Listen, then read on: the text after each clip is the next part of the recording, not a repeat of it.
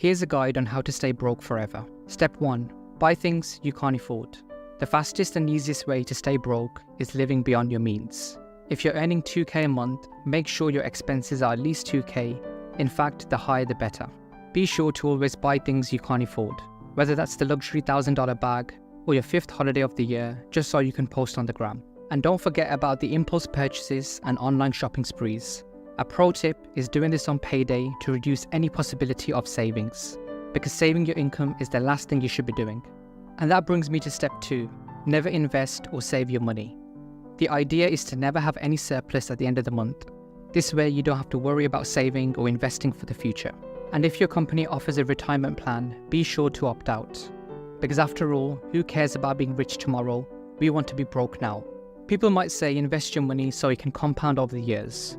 But the fastest way to being broke is compounding your spending and debt to a point where it becomes almost impossible to get out of. Now, speaking of debt, step 3 is buy everything on credit.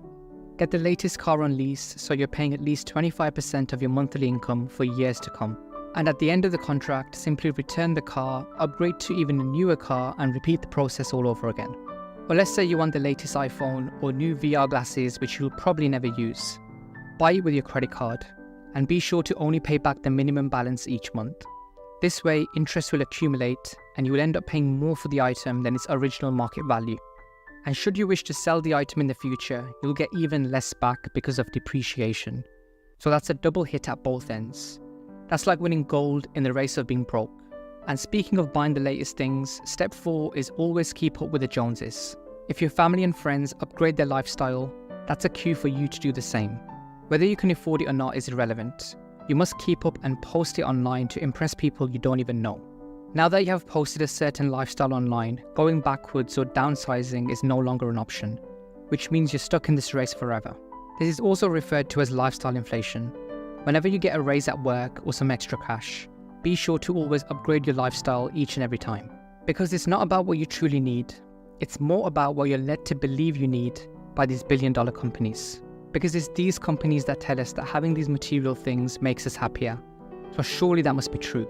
Step 5 is chase short-term gains over long-term wealth. Now, if you really want to take over the Joneses and be the best amongst your peers, you must pursue high-risk short-term ideas. In fact, go all in. Put every last penny into these Ponzi schemes and short-term gimmicks.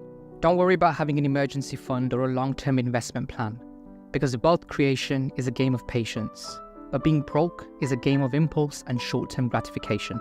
And the final step, which brings it all together, is accumulate liabilities, not assets. In all of the previous steps, the formula comes down to the following: have more liabilities than assets. To put it simply, an asset is anything which usually goes up in value, like real estate, the stock market, gold, and so on. Whereas liabilities are anything which usually depreciates in value, like cars, electronics, clothing, and so on.